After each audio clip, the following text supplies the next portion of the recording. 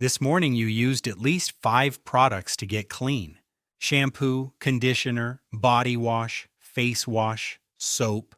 Your ancestors had zero of those things, zero.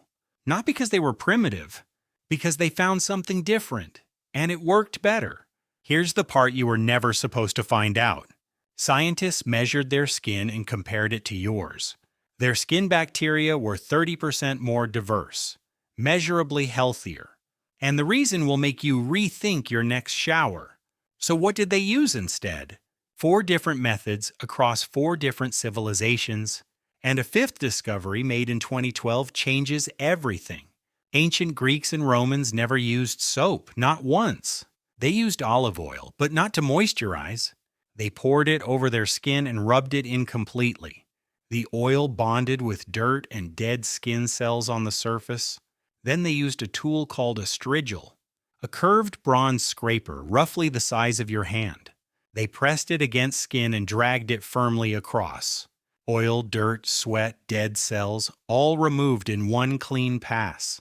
Roman bathhouses were built entirely around this system. 3 rooms in sequence: hot, warm, cold. Every Roman city had one. Soldiers, senators, slaves, everyone used it. Roman soldiers received oil rations, not just food, oil, specifically for bathing in the field. This system ran the most powerful empire on earth for 500 years. But soap doesn't actually come from Rome. 4,800 years ago, someone in Mesopotamia made a mistake near a fire. They mixed wood ash with water. Ash creates an alkaline solution when wet. They called it lye. Animal fat dripped from the cooking fire into that water. Fat plus lye equals soap. The reaction is called saponification. It happened by accident, and they figured out how to repeat it. The oldest soap formula ever found is on a Sumerian clay tablet. 2800 BC, 3 ingredients: ash, water, cassia oil. That's the entire recipe. Ancient Egyptians bathed with natron, a natural salt found beside the Nile. Same alkaline chemistry, different ingredient, same clean result. The same compound they used to preserve mummies. They were running chemical reactions 3,000 years before chemistry had a name. But there's a third method no one talks about. Clay, scooped directly from riverbeds and lake shores, used for cleaning on every single continent, independently. Moroccan Rasoul clay has been used continuously for over 1,400 years. Clay carries a negative ionic charge. Bacteria and toxins on skin carry a positive charge. The clay pulls them off your skin like a magnet. Ancient Aztecs used volcanic clay on infected skin and open wounds. Native American tribes mixed clay and plant ash into a bathing paste. Modern lab tests confirm clay outperforms several commercial cleansers. It was free, it was everywhere, and it worked. But none of that covers the hardest part: their teeth. No toothbrush, no toothpaste, no fluoride. Instead, a single twig from one specific tree, the Salvadora persica tree, found across Africa, the Middle East, India. Bite the end. Chew until the fibers fray into a brush. That's the entire toothbrush. In 2003, the World Health Organization tested it against modern toothbrushes. Result: equally effective. In several categories, more effective. Because the twig naturally contains fluoride, silica, an abrasive that physically scrubs plaque off tooth enamel. Antibacterial alkaloids that kill the exact bacteria causing cavities.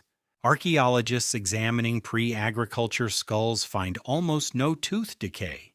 Neolithic humans 12,000 years ago, cavity rate under 2%. Modern adults, over 90% will develop a cavity in their lifetime. The problem wasn't hygiene. It was the moment we started eating refined grain and added sugar.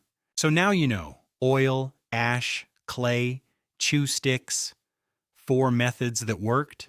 You think you understand why ancient hygiene was effective? You're only halfway there. Because in 2012, a researcher decided to stop showering entirely. A chemist named David Whitlock stopped showering. Not for a week, for 12 years. No infections, no skin deterioration, no noticeable odor, because he replaced showering with something his ancestors already had.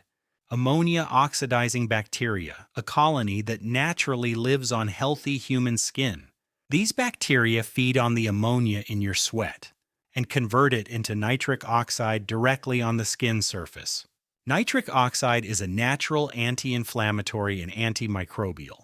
Your skin was designed to produce it without soap. Modern soap kills two kinds of bacteria. The harmful kind, yes, but also every beneficial bacterium your skin depends on. Researchers studied an isolated tribe in the Amazon. No soap, no products. Their skin had 3 times more microbial diversity than urban Americans. 3 times. Their rates of eczema, acne, and skin inflammation near zero. Your skin's natural pH is between 4.5 and 5.5, slightly acidic.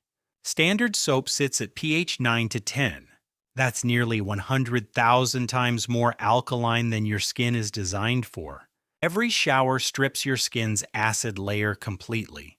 It takes up to 14 hours to fully rebuild it. Ancient humans touched soil, handled animals, swam in rivers every day. Their skin was constantly reseeded with the bacteria it needed.